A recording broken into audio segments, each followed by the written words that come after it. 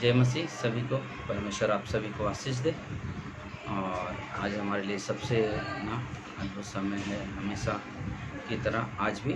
और हम लोग प्रार्थना करते हैं, फिर हम लोग वचन में जाएंगे। प्रिय परमेश्वर प्रभु यीशु, आपके चरणों के पास आते हैं प्रभु जी। सारा आदर, सारा महिमा, सारा गौरव आपको देते हैं मेरे महान परमेश्वर। आपकी स्तुति हो प्रभु, आपकी प्रशंसा, आपकी बड़ाई हो मेरे राजा, मेरे परमेश्वर। आप महान हो, अद्भुत परमेश्वर हो, दयालु कृपालु परमेश्वर। हम हमसे मांगते हैं परमेश्वर की प्रभु आप स्वर्ग से अपने हाथ बढ़ाएं प्रभु जी। और परमेश्वर वचन सुनने में, वचन सुनाने में मदद करें। ऐसी हमारी विनती, हमारी प्रार्थना है परमेश्वर। धन्यवाद देते हैं, सारा आदर महिमा आप देते हैं प्रभु यीशु के नाम से, आमीन। जय मसीह सभी को। आज हम लोग बात करेंगे जो छल का उपदेश था उसका एक भाग है जिसका नाम है छल से छुटकारा। छल से छुटकारा कैसे हम लोग पा सकते हैं। तो देखिए, ये हमारे लिए बहुत ही अद्भुत चीज़ें हैं। बोले जो विश्वासी छल किया गया है, जो विश्वासी छल किया गया है उसके लिए आशा है यदि वह इन कदमों में चले। यदि वो इन कदमों में, कुछ कदम हैं जो हम बताएंगे अभी आपको, और जो ज़रूरी है क्योंकि अक्सर विश्वासी जब छल में आ जाते हैं तो बोलते कि वो पूरी तरह से अपने आप को बहुत कमज़ोर समझते हैं और ये सोचते कि अब मैं तो किसी योग्य नहीं रहा। लेकिन यहाँ पे बहुत ही क्लियर कट, एकदम आसान शब्द में कुछ पॉइंट है। पहला पॉइंट बताया जा रहा है कि जो किया गया है उसके बारे में ईमानदार रहो। जो किया गया है उसके बारे में ईमानदार रहो और सहमत हो कि वह पाप है, या सहमत हो कि वह पाप है। यदि हमने अपने पापों को मान लें तो वह हमारे पापों को क्षमा करने और हमें सब अधर्म से शुद्ध करने में विश्वास योग्य और धर्मी है। कहने का मतलब क्या है, ईमानदार है। मतलब कि अगर कोई गलती अगर हो जाती है, कहीं पाप में हम गिर जाते हैं, हम स्वीकार कर लेना कि परमेश्वर मैंने ये गलती किया है, मैंने ये गलती किया है। तो बोलते कि वो मानने में हम ईमानदार रहे कि मुझसे ये प्रॉब्लम हो गया है, ये गलती हो गया है तो बोलते कि वो हमारे लिए बहुत ज़रूरी है वो हमारे लिए कि जब हम लोग मान लेते कि हम यहाँ पे बता रहे पहले यूहन्ना के 1:9 में कि हमारा परमेश्वर विश्वास योग्य और धर्मी है, जो हमारे अधर्म से हमें क्या करता है, शुद्ध कर देता है। और उस शुद्ध करने में विश्वास योग्य है हमारा परमेश्वर। इसलिए विश्वासी को उस पाप को खास तौर पे से नाम देना चाहिए, वो पाप को आने के उस पाप को बताना कि मैंने क्या गलती की, मेरे सामने आके नहीं, मेरे सामने आकर नहीं। पास्टर में तुम्हें इसका मतलब नहीं बोल रहा हूँ कि मेरे पास आओ, तुमने क्या गलती किया मानो, नहीं। जो गलती आपने परमेश्वर के बीच के संबंध में किया, जो परमेश्वर और आपके बीच में, वो पाप परमेश्वर के पास ले। हाँ, अगर मैं आपको कुछ बात बोल दिया है, आपको बुरी लगी और मैंने लगा हाँ मैं ऐसे गलत बोल दिया हूँ, तो मुझे मेरा काम बनता है कि आपके पास जाके बोलना कि सॉरी, मैंने आपको ये जो शब्द बोला है ये गलत बोला मैंने, इसके लिए सॉरी। बोले कि ठीक वैसे ही हमारा काम है कि जब हम कोई गलती हो जाती है हमसे, तो हमारा काम है कि परमेश्वर के सामने जाना और अपने पापों को, जो भी पाप हमने किया, जो भी गलती किया है हमने, वापस मैं बता रहा हूँ कि पास्टर के पास नहीं आने कि मैं पास्टर, इसका मतलब नहीं कि मैं बोल रहा हूँ कि मेरे पास आओ अपने पाप को मानो, इस वगैरह नहीं। ये आप और परमेश्वर के बीच की बात है। एक बार क्या हो गया, मैं इसके बारे में बता रहा हूँ। एक बार बहुत साल पहले की बात है मुझे लगता है कि वो 2008 की बात रहेगी। तो देखिए, एक लड़का चर्च आ रहा था, अच्छा खासा चर्च आ रहा था, अच्छा परमेश्वर में बढ़ रहा था। और अचानक क्या हो गया कि वो लड़का वो कुछ समय तक चर्च में नहीं आया, तो तम्बाकू गुटखा ये सब खाने लगा वो सब खाने लगा। तो उसकी मम्मी ने उसको, क्योंकि वो किसी कैथलिक के घर में वो बर्तन घसा करती थी, तो वहाँ कैथलिक में होता है कि कि अगर मैंने कोई गलती किया है तो कन्फेशन बॉक्स होता है, वहाँ पे जाएं, जाकर अपने पापों को मान ले। तो उसने कहा कि ना अब तुझे क्या, तूने एक गलती किया ना, तू गलत कर रहा है, गुटखा खा रहा है, तम्बाकू खा रहा है ना, तो अभी तुझे क्या करना पड़ेगा, अभी तुझे पास्टर के पास जाकर तुझे अपनी गलती को मानना पड़ेगा कि सबके सामने। और वो लड़का डर गया, अभी मैं सबके सामने जाऊंगा और सबके सामने बोलूँगा मैंने ये पाप किया हो ना। क्या वो कलीसिया वो लोगों के से पाप किया कि लोगों के विरोध में किया? नहीं, ये जो पाप, ये जो गलती करा, वो खुद का और परमेश्वर के बीच का रिश्ता है ना। मतलब लोगों को थोड़ी आपने कुछ बोला, अगर किसी को बोला भी अगर होता तो वो काम क्या है, बाइबल कहता है अगर किसी ना को, अगर आपने किसी को आपने बुरा बोला, उसके बुरा लगा है और आपको मालूम मैंने गलत वर्ड बोला है, मेरा काम उस व्यक्ति को अकेले में मिलकर उससे बताना, हाँ सॉरी मैंने आपको जो वर्ड बोला है ना, सॉरी, मैं अपने आप में गिल्टी महसूस कर रहा हूँ कि मैंने आपको गलत बोला। ये होता है, ये सिद्धांत है। तो लड़का आना ही बंद कर दिया। तो हम लोग विजिट की जब उनके पास मिलने के लिए, क्या हो गया आप चर्च नहीं आ रहे हो, बहुत दिन हो गया, तो उसने ये बात बताने लगा कि ना ऐसी कंडीशन हो और मेरी मम्मी ने मुझे बताया ना ऐसे करना पड़ेगा तुझे। तो बोलता कि मैं इसलिए मैं नहीं आ रहा था। मतलब नहीं ना, हमने उनसे कहा ऐसी बात नहीं है, आप चर्च में आओ, परमेश्वर है, परमेश्वर के पास। आपने मुझे कुछ बोला कि आप मुझसे सॉरी बोलोगे? नहीं, आपने जो गलती किया है, आपने जो पाप किया, वो परमेश्वर और आपके बीच में है।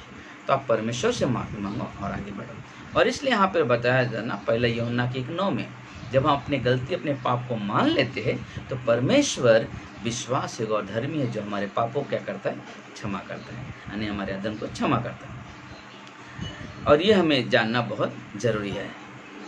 और एक चीज, पवित्र आत्मा के आंतरिक दोष सिद्धि के परिणाम स्वरूप जिस चीज के लिए वह व्यक्ति दोषारोपित किया गया है, उससे स्वीकृत के साथ सहमत होना और मान लेना या स्वयं को दोषी घोषित करना ना। तो बोलते कि जिस गलती में, जिस पाप में मैं पकड़ा गया हूँ, बोलते मेरा काम है उसको क्या मान लेना, हाँ गलती हुआ है मुझसे ना, गलती। इसका मतलब हम लोग, अगर हम लोग बोलते गलती हुआ, लेकिन हम लोग बोलते नहीं, अरे मैं क्यों बोलूँ सॉरी, अरे हो गया उसमें क्या, नहीं।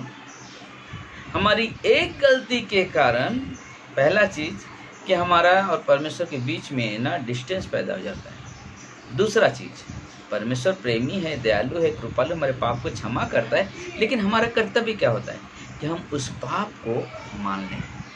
हम उस पाप को क्या करें, मान लें। बंदे कि हम कभी भी ना सोचें ना कि ऐसा ना मैं जो कर रहा हूँ सही है, नहीं, गलती हुआ है तो मान लेना। दूसरा जो पॉइंट होता है, विश्वासी को इस धोखे के पाप के तौर पर मन फिराना, विश्वासी को इस धोखे के पाप के लिए ना क्या करना है, मन फिराना, इनकार करना और त्याग का आवश्यक है ना। उसका काम क्या है, मैं विश्वासी हूँ, मैंने गलती हो गई, तो मेरा काम क्या है, मन फिराना, यानी क्षमा मांगना और उस पाप की तरफ नहीं देखना, परमेश्वर की तरफ देखना, मन फिराना और इनकार करना कि अभी मैं उन पापों की तरफ नहीं जाऊंगा, या एक गलती मैं नहीं करूंगा ना। तो बोलते कि कसम नहीं खाना है, लेकिन अपने मन में, अपने हृदय में एक विचार, एक निर्णय लेना है और उससे ना, और त्याग का आश्वासन देना, यानी कि अब मैंने निर्णय लिया, अब मैं ये चीज़ नहीं करूँगा। मन फिराना ना, बोलते कि वो हमारे लिए बहुत ज़रूरी है ना। तो बोलते कि परिवर्तन का, जब जो अपनी दृष्टिकोण को दुष्कर्म से घृणा करने लगे हैं, जो अपनी त्रुटियों ना, गलतियों और दुष्कर्मों से घृणा करने लगे हैं और परमेश्वर के अनुग्रह के द्वारा जीवन के सही रास्ते में प्रवेश करने का निर्णय ले चुके हैं ना। सही क्या है, सही रास्ते में चलने का क्या किया है, निर्णय ले चुके हैं। सो मत्ती के 3:8 में लिखा हुआ कि सो मन फिराव के योग्य फल लाओ ना, मन फिराव के योग्य फल लाओ। तो बोलते कि चाहिए कि हम मन फिराएं ना, चाहे कि हम मन फिराएं। और परमेश्वर बोलते कि आगे लिखा हुआ कि प्रेरितों काम 20:21 में कि मैं यहूदी तथा यूनानी दोनों को ही दृढ़ता पूर्वक साक्षी देता रहा कि परमेश्वर की ओर मन फिराओ और प्रभु यीशु मसीह पर विश्वास करो। पौलुस बोलता है कि मैं हमेशा जाकर ना लोगों को, यहूदी हो या यूनानी हो ना, कोई भी व्यक्ति, मतलब मैं एक ही चीज़ उन लोगों को बता रहा था, यही प्रचार में बोलता रहा कि ना मन फिराओ और यीशु मसीह पे विश्वास करो। रियली मन फिराओ, यीशु मसीह विश्वास करने का मतलब कि मैं उद्धार पा रहा हूँ। और जब मैंने प्रार्थना कर ली कि मैंने मन फिरा लिया, मैंने विश्वास किया यीशु मसीह पे, उस दिन से मैं उसकी संतान बन जाता हूँ, मैं उसका बेटा बन जाता हूँ। तीसरा जो पॉइंट है, तब मसीह को जीवन के आत्मा में बाइबल उपदेश का ना कैसहार ना क्रैश ना आहार ग्रहण करने के आगे बढ़ना। यानी कि एक ही चीज़ कहने का मतलब है, जब हम लोग ना, जब मसीह लोग को जीवन के आत्मा में बाइबल ना, हमारे अंदर बाइबल का उपदेश, बाइबल के ज्ञान क्या करना है ना, एक खाना की तरह क्या करना है, ग्रहण करना है और आगे बढ़ते जाना है, आगे बढ़ते हैं। मतलब मन फिराया तो हमने क्या किया, मन फिराने के बाद हम बाइबल के साथ संगति कर रहे हैं, हम बाइबल को पढ़ रहे हैं, बाइबल का उपयोग कर रहे हैं। अब वो क्या हो रहा है, हम बाइबल के जब उपयोग कर रहे हैं तो हम आगे बढ़ रहे हैं विश्वास में बढ़ रहे हैं। परमेश्वर को बोलते कि ये सच्चाई है, बोले हमें बहुत ज़रूरी है कि हम जब बाइबल पढ़ते हैं, हम ध्यान से बाइबल पढ़ें और परमेश्वर में आगे बढ़ते जाएं, परमेश्वर में आगे बढ़ जाएं। परमेश्वर हमारी मदद करता है, परमेश्वर हमारी सहायता करता है ना। अपने आप को परमेश्वर के ग्रहण योग्य ऐसे काम करने वाले ठहराने का प्रयत्न कर, जिससे लज्जित होना ना पड़े और जो सत्य के वचन को ठीक ठीक काम में लाएं ना।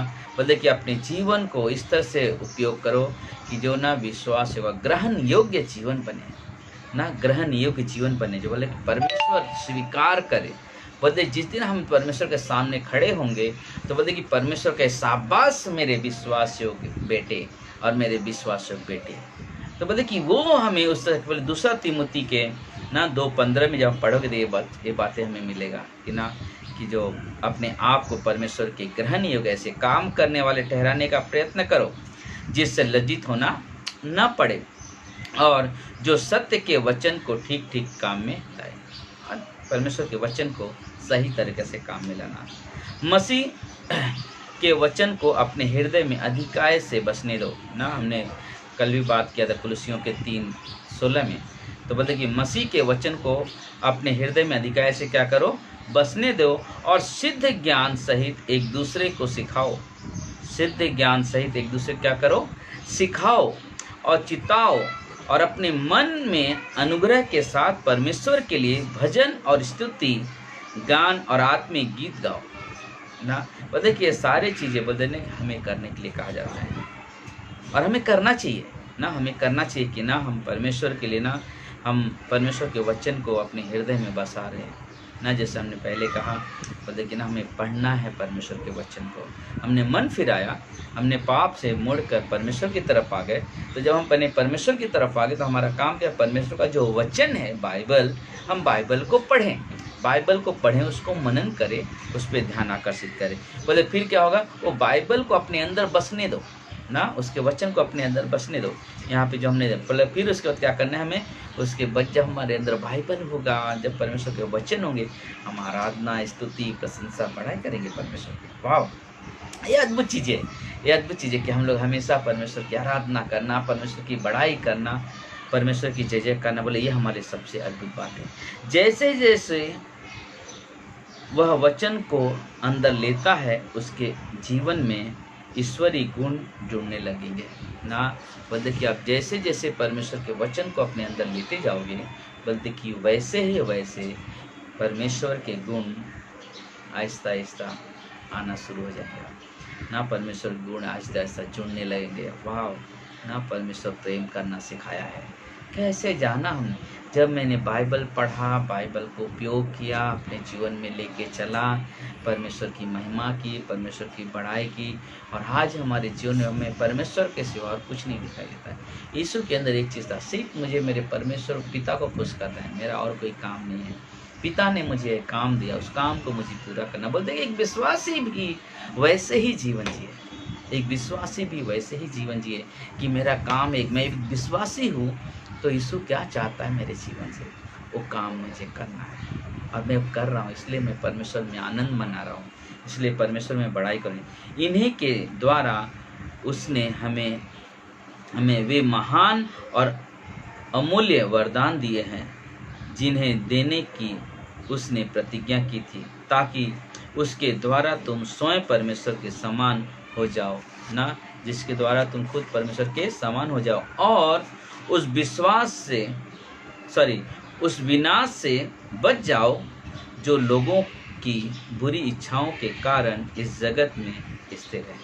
दूसरा पतरस का 4 ना, बोले कि उस विनाश से बच जाओ जो लोगों की बुरी इच्छाओं के कारण इस जगत में स्थिर है ना, बुरी इच्छाओं के कारण बोलते कि ना तुम बच जाओ उन पाप से, बच जाओ तुम उस विनाश से ना परमेश्वर। चौथा जो पॉइंट बता रहा है कि एक बच्चे जैसे विश्वास का मनोभाव विकसित करें। एक बच्चे जैसे विश्वास का मनोभाव क्या करें, विकसित करने की। एक बच्चा क्या करता है, विकसित का मतलब बढ़ता है। बोलते वैसे हम भी परमेश्वर के वचन में विश्वास में बढ़ते जाएं, दिन प्रतिदिन बढ़ते जाएं परमेश्वर के वचन में। बोले बच्चा जन्म लेता तो उतना ही बड़ा नहीं होता है ना, उतना ही बड़ा नहीं होता है, लेकिन हर दिन आहिस्ता आहिस्ता बोलते कि उसकी हाइट बढ़ने लगती है, उसका शरीर बढ़ने लगता है, हल्का हल्का चेंजेस शुरू हो जाता है आहिस्ता आहिस्ता। अगर कोई बच्चा नहीं बढ़ रहा है तो क्या होता है, उसके अंदर हर एक परिवार सोचेगा मेरे बच्चे के अंदर क्या प्रॉब्लम है कि इसका शरीर बढ़ नहीं रहा है, क्यों ये बढ़ नहीं रहा है, ना मोटा हो रहा है, क्या कारण है, कुछ तो प्रॉब्लम है। तो करेगा क्या कि उसका ध्यान उसकी तरफ जाएगा, वो क्या करे, डॉक्टर के पास जाता है, क्योंकि हमारा कुछ तो मतलब वैसे हमारे विश्वासी जीवन में अगर मैं परमेश्वर में जन्म लिया हूँ, मैंने नया जन्म पाया और परमेश्वर में चल रहा हूँ, लेकिन मैं उस तरह से नीचे जैसा मुझे चलना चाहिए और मेरा जीवन बढ़ता हुआ दिखाई नहीं दे रहा है। लोग क्या विश्वासी है लेकिन विश्वासी का जीवन दिखाई तो नहीं दे रहा है ना, विश्वासी है लेकिन विश्वासी का जीवन दिखाई तो नहीं दे रहा है। मतलब उसके लिए मुझे क्या करना होगा, मुझे उसके लिए परमेश्वर के वचन के साथ जीवन बिताना, विश्वासियों की संगति में बैठना, विश्वासी की संगति में रहना, व्यक्तिगत प्रार्थना का जीवन बनाए रखना, बोले कि परमेश्वर के ना साथ चलना, परमेश्वर के साथ चलना, बोले कि वो हमारे लिए बहुत जरूरी है। क्योंकि मत्ती के 18:3-4 में कहता है जो कोई अपने आप को इस बालक के समान छोटा करेगा वह स्वर्ग के राज में बड़ा होगा या किया जाएगा ना। जो कोई भी अपने आप को ना मतलब कि छोटा करो, मतलब कि आप ये मत सोचो मतलब कि ना ये अलग होता है। मतलब क्या होता है, आप बलून देखा, बलून इतना सा बलून होता है ना, इतना सा बलून होता है, क्या होता है, कौन बड़ा करता है उसको, जब उसके अंदर हवा भरा जाता है तो ऑटोमेटिक बलून बड़ा होने लगता है। बता हमारा विश्वासी जीवन है, बता हमें जरूरत नहीं अपने आप को बड़ा करूं, बता जब परमेश्वर के वचन जब परमेश्वर के तरफ अपने मन रख फिराओगे, पाप से हटकर परमेश्वर में चलोगे और परमेश्वर को अपना उद्धारकर्ता मान लिया है, अपने परमेश्वर के साथ चल रहे हो, परमेश्वर का वचन आपके जीवन में काम करो, आप हर दिन बाइबल पढ़ रहे हो, बोलते ऑटोमेटिक क्या होगा मालूम है, ऑटोमेटिक आप बढ़, क्योंकि लोग आपके जीवन से परमेश्वर को देखेंगे। लेकिन वो कहेंगे क्या, देखा इस व्यक्ति को, देखा सुनील को, देखा नीरज को, देखा जीतू को ना, बोले कि हर एक, देखा भारती को, देखा सुशीला को, देखा सिमरन को, देखा दीपक, बोले कोई भी व्यक्ति हो, बोले क्या देखा ये लोग प्रभु में जाने लगे, इनका जीवन कैसे किस में जाने लगा, तो प्रभु की संगति में जाने लगा, तो इनका जीवन क्या हो गया, बदल गया। बलून वही है, ये पवित्र आत्मा आज बात कर रहा है, कुछ नई चीजें हमें सिखा रहे हैं, रियली अद्भुत है। मतलब वैसे बलून इतना सा होता है, लेकिन क्या होता है हवा जब उसमें फूका जाए तो वो हवा बढ़ाता, लेकिन बोलते अरे बलून देखो कितना बड़ा हो गया, लेकिन बड़ा कैसे हुआ, क्योंकि उसके अंदर हवा भरा जा रहा है। बोलते कि आप बड़े कब होगे, जब आप परमेश्वर के वचन को अपने अंदर अधिकार से बसने दोगे, अपने जीवन को परमेश्वर के स्वरूप में ढालने का प्रयत्न करोगे, आहिस्ता आहिस्ता आहिस्ता आहिस्ता आपका जीवन ऑटोमेटिक बढ़ना शुरू हो जाएगा। बोले कि वो हमारे लिए बहुत जरूरी, इसलिए कहा कि जो कोई अपने आप को इस बालक के समान बनाएगा ना, इस बालक के समान बनाएगा यानी छोटा होगा, बोलते वो स्वर्ग में क्या किया जाएगा, बड़ा किया जाएगा। हालेलुया, वाह, आमीन। बहुत अद्भुत चीज है कि हमें बड़ा किया जाएगा। 5वां पॉइंट, पूरी तरीके से नम्र होकर बाइबल उपदेश ना, बाइबल का उपदेश और पास्टर शिक्षक की ओर अधीनता का मनोभाव रखना आवश्यक है। ये बहुत महत्वपूर्ण और महत्वपूर्ण चीज़ें है। क्या बोला गया यहाँ पे? नम्र होकर बाइबल का उपदेश, पास्टर टीचर यानी पास्टर और जो सिखाने वाला टीचर, और पास्टर टीचर और शिक्षक की ओर अधीनता का मनोभाव यानी कि अधीनता का मन रख कर ना ये रखना आवश्यक है। अधीनता का मन रख के चलना हमारे अंदर उत्पन्न होना चाहिए कि ना ये मेरा ना बाइबल है, मैं परमेश्वर के बाइबल को ना मैं उसके बाइबल के अधीन रहता हूँ। मेरा पास्टर है वो जो मुझे ना परमेश्वर के ज्ञान सिखाता है, ना वो मेरा पास्टर टीचर है मुझे बाइबल सिखाता है, ना मुझे उसके ना अधीनता में ना रखना। मेरे मन में वो भाव प्रकट हो रहा है कि मैं उनकी अधीनता में रह रहा हूँ, ना मैं उनकी अधीनता में रह रहा हूँ। बोले कि किसी के बोलने की ज़रूरत नहीं है, हमारा काम है अधीनता में चलना, हमारा काम है अधीनता में दौड़ना। यह है ज़रूरी, एक बहुत ज़रूरी चाबी है, एक सबसे बड़ी चाबी है। बोले कि नम्रता के द्वारा ना, नम्रता के द्वारा बोले कि हम लोग बाइबल को ना, बाइबल का उपदेश, बाइबल का ज्ञान, बोलते हैं कि पास्टर टीचर है ना, अपने मन के अंदर वो आदर सम्मान प्रकट करना और वो चीज़ करना बोलते बहुत बड़ा चाबी है। क्योंकि भजन संहिता 119 140 में लिखा हुआ है, मेरे पैरों को अपने वचन के मार्ग पर स्थिर कर, मेरे पैरों को अपने वचन के मार्ग पर स्थिर कर और किसी अनर्थ बात को मुझ पर प्रभुता न करने दे। ये व्यक्ति भजन संहिता 119 में दाऊद राजा एक अद्भुत प्रार्थना कर रहे हैं। मतलब कि मेरे पैरों को अपने वचन के मार्ग पर क्या कर? स्थिर कर, अपने वचन के मार्ग पर स्थिर कर, किसी अनर्थ बात को मुझ पर प्रभुता करने ना दे ना। आगे कहता है तीतुस का 1:7 में, क्योंकि अध्यक्ष को परमेश्वर का भंडारी होने के कारण निर्दोष होना चाहिए, ना हठी, ना क्रोधी, ना पियक्कड़, ना मारपीट करने वाला और ना नीच कमाई का लोभी हो ना। मतलब कि जब यहाँ पे बता रहा है कि तुम बाइबल के उपदेश और पास्टर टीचर के अधीनता में रहो ना, तो बोले ये भी बोला कि एक पास्टर का स्वभाव कैसा होना चाहिए, एक अगुआ का स्वभाव कैसा, बोले ये भी यहाँ पे लिखा जा रहा है। फिर बोले कि जो तुम्हारे अगुए थे और उन्होंने तुम्हें परमेश्वर का वचन सुनाया है, उन्हें स्मरण रखो यानी याद रखो और ध्यान से उनके चाल चलन का अंत देखकर उनके विश्वास का अनुकरण करो। ध्यान से उनके स्वभाव, उनके चाल चलन को देखकर क्या करो? अनुकरण करो ना। मेरे घर में आया और मैं मूवी देख रहा हूँ, अरे पास्टर खुद ही मूवी देखते, हम लोग को क्या फ़र्क पड़ता देखने में ना। पास्टर थिएटर में जा रहा था, मैं जाता हूँ, क्या फ़र्क पड़ता थिएटर में ना। ये हमारा काम नहीं है ना। आज मैं देख रहा था एक व्यक्ति ना, एक पास्टर प्रचार कर रहा था, तो बोल रहा है कि लोग चर्च में आते हैं, बहुत ज़ोर से हाथ उठाकर हालेलुया इतना दिल से करते हैं कि बहुत बहुत बड़ा आत्मिक है, लेकिन जब वो उनके घरों में जाओगे देखोगे तो बोलते थिएटर चालू होता है, यानी कि टीवी चालू रहेगा, फुल वॉल्यूम होगा और खूब पिक्चर देखें, सब परिवार, माँ बाप भाई बहन सब साथ में मिलकर। और जैसे ही मालूम पड़ा पास्टर विजिट करने गया, तब तक अरे पास्टर है, फटाफट टीवी बंद, पास्टर है।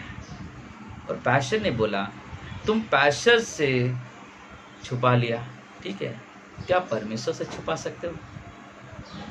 नहीं छुपा सकते। बोले कि पहले तुम्हारा जो खुद का जो जीवन है वो विश्वासी जीवन प्रकट करो ना।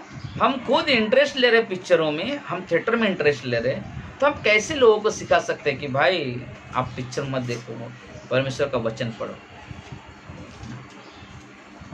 ये चीज क्या है, क्या ये ना, मैं इतना मैं देखा हूँ ग्रेट, कभी पास्टर काल ने कभी नहीं बोला ना पिक्चर देख सकते हो।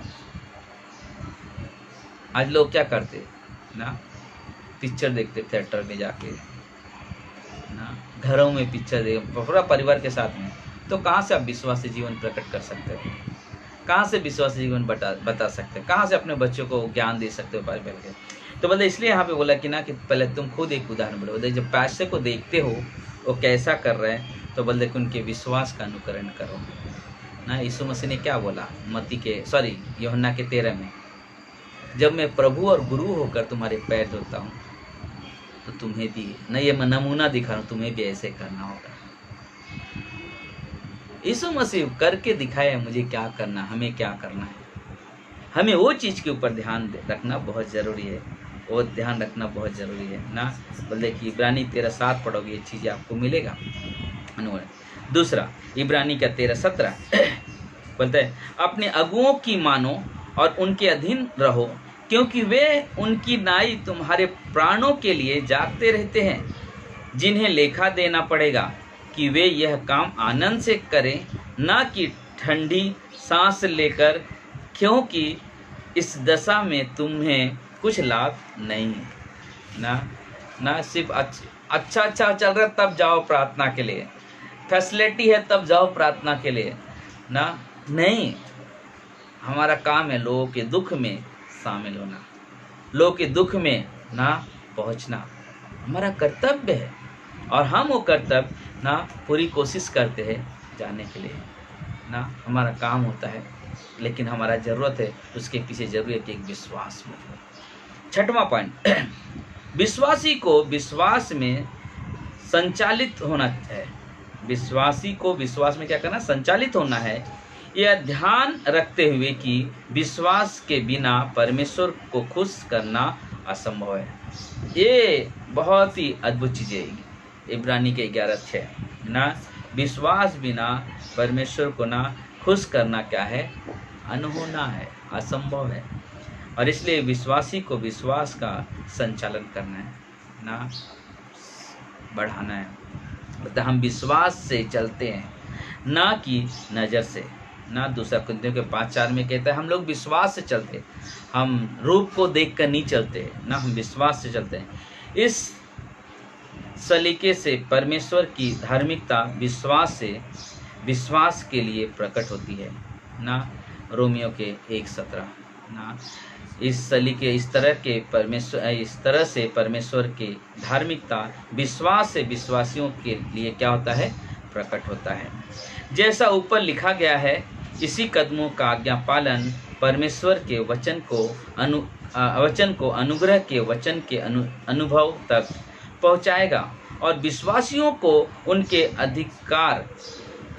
विश्वासियों के उत्तराधिकार प्रेरितों काम 20:23 को अनुभव करने की शक्ति देना है ना। क्या था 20:32 में 20:32 में लिखा हुआ है कि और अब मैं तुम्हें परमेश्वर को और उसके अनुग्रह के वचन को सौंप देता हूँ, जो तुम्हारी उन्नति कर सकता है और सब पवित्र किए गए लोगों में साझी करके मिरास दे सकता है ना। बोलता है कि जो मैं तुम्हें सौंप रहा, अनुग्रह के संदेश सौंप रहा हूँ ना। बोलता है कि जो लोगों को उद्धार दे सकता है ना। तो बोलते कि हमें भजन संहिता में 104:20, परमेश्वर का वचन विश्वासियों को चंगाई और छुटकारा देता है।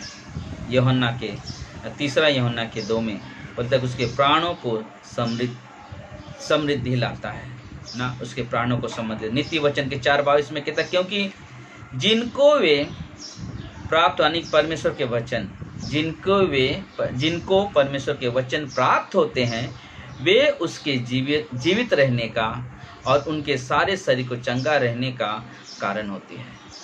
जिनको परमेश्वर का वचन प्राप्त होते हैं, मिलते हैं ना, वे उनके जीवित रहने का और उसके सारे शरीर को चंगा रहने का ना कारण होती है। नीति वचन के 4:22। यशायाह के 33:6 में कहता है और उद्धार बुद्धि और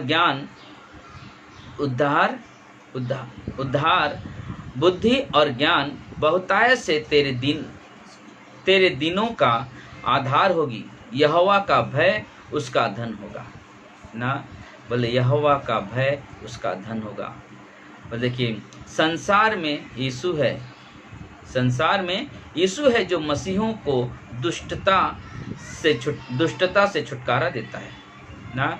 उन्हें परमेश्वर का वचन पंक्ति और आज्ञा पर आज्ञा ना ग्रहण करना और वचन का आदर करना सब आवश्यकता भोजन से भी बढ़कर आदर देना ना। यशायाह का 28:10। तो बोलते कि यीशु मसीह हर तरह हमें ना वचन पे वचन सिखाता रहता है। इसलिए अय्यूब के 23:12 की आवश्यकता है। परमेश्वर मसीह के लहू के द्वारा पाप के सभी जख्मों को और चोटों को खत्म करता है। वो जो विवेक में मरे हुए कार्य है। इब्रानी के 9:14। विश्वासी उपदेश से बुद्धिमत्ता ग्रहण कर सकते हैं।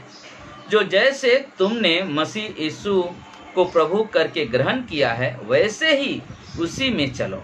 जैसे तुमने यीशु मसीह को प्रभु कह के ग्रहण किया वैसे उसी में चलो। कुलसियों के 2:6।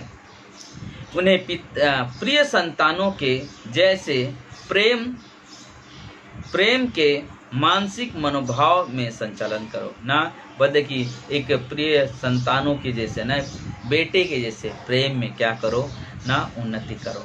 इफिसियों के 5:2। शैतान नहीं चाहता कि विश्वासी छल से आज़ाद हो। शैतान नहीं चाहता कि विश्वासी छल से आज़ाद। जैसे कि हमने पहले ही बताया, बोले कि ना गलती हो गया मानना। बोले कि कभी कभी क्या होता है, इतना हम ज़्यादा अपने आप में गिल्टी महसूस करते, हम लोग बोलते नहीं मैं चर्च नहीं आ रहे, मैं बहुत पाप करता हूँ और नहीं मैं नहीं जा सकता हूँ, मैं कैसे खड़ा हो सकता हूँ, लोग क्या सोचेंगे। ये सब चीज़ हमें नहीं सोचना है। परमेश्वर का अनुग्रह किस लिए दिया जाता है? कि गिरे हुओं को उठाने के लिए। परमेश्वर का अनुग्रह क्या करता है? गिरे हुओं को उठाता है। तो बोले कि ये जरूरी, बोले शैतान क्या करता है, उनके मन में ऐसी बातें डालता है। वो कभी नहीं चाहता है कि एक विश्वासी छल से बच जाए। इसलिए परमेश्वर के संतानों को हमेशा छल की इस आशंका से वर्ताव करना आवश्यक है। जैसे जैसे वह पवित्र आत्मा से परिपूर्ण रहना सीखता है, परमेश्वर का वचन विश्वासी की ढाल बन सकता है। परमेश्वर का वचन विश्वासी की ढाल बन जाता है। पर मैं कहता हूँ कि आत्मा के अनुसार चलो तो तुम शरीर की लालसा किसी रीत से पूरी ना करोगे। गलातियों के 5:16 ना। बोलते कि आत्मा के अनुसार चलोगे तो तुम शरीर की लालसा किसी रीत से पूरी नहीं कर सकोगे।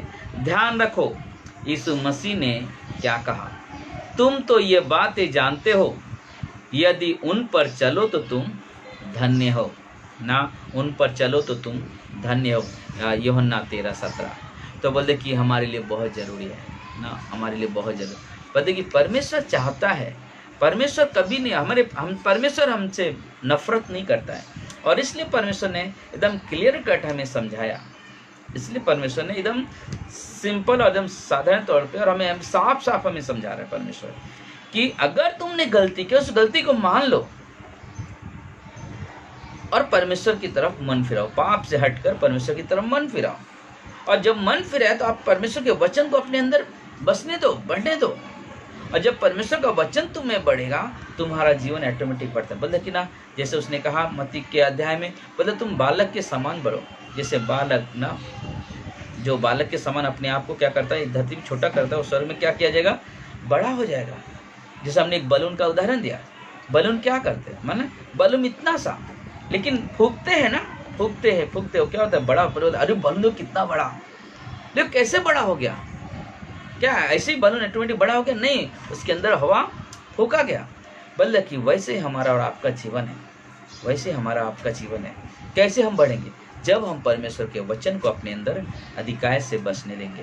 बोलते जब हमारे अंदर परमेश्वर का वचन होगा और हम जब उसमें जीवन जिएंगे, पवित्र आत्मा की अगुवाई में चलेंगे, आहिस्ता आहिस्ता हमारे जीवन बदलता चले। लोग क्या कहेंगे, अरे देखो ये लोग प्रभु में जाके इनका जीवन बदल। क्या बोला उन्होंने?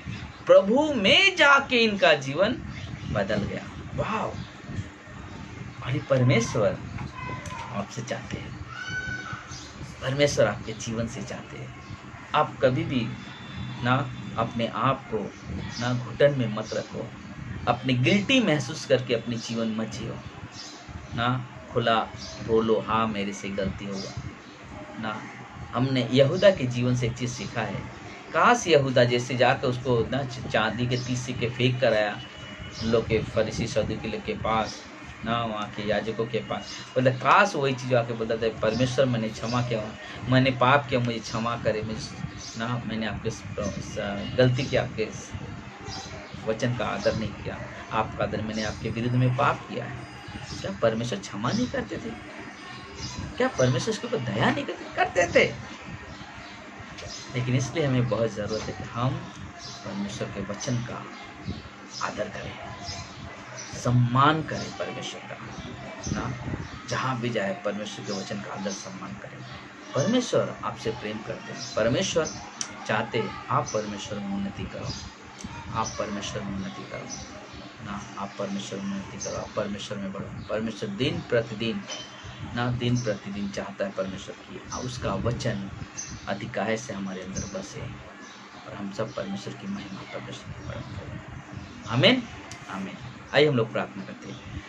प्रिय परमेश्वर, प्रभु यीशु, हम धन्यवाद देते हैं, सारा आदर, सारा महिमा, सारा गौरव आपको देते हैं मेरे महान परमेश्वर।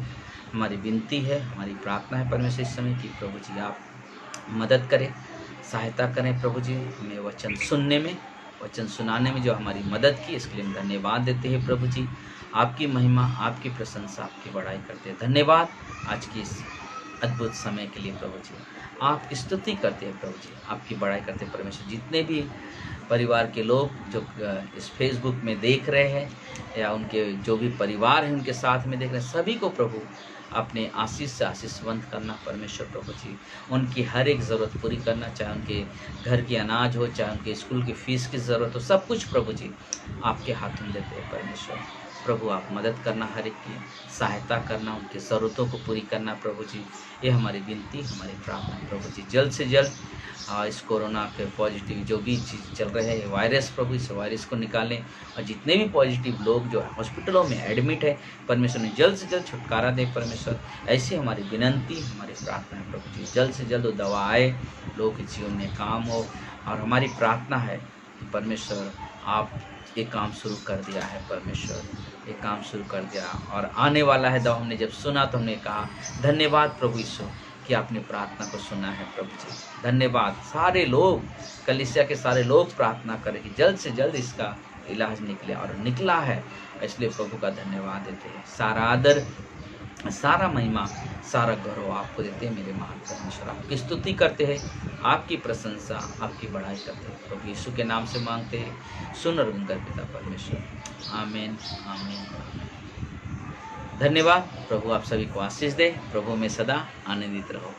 आमीन।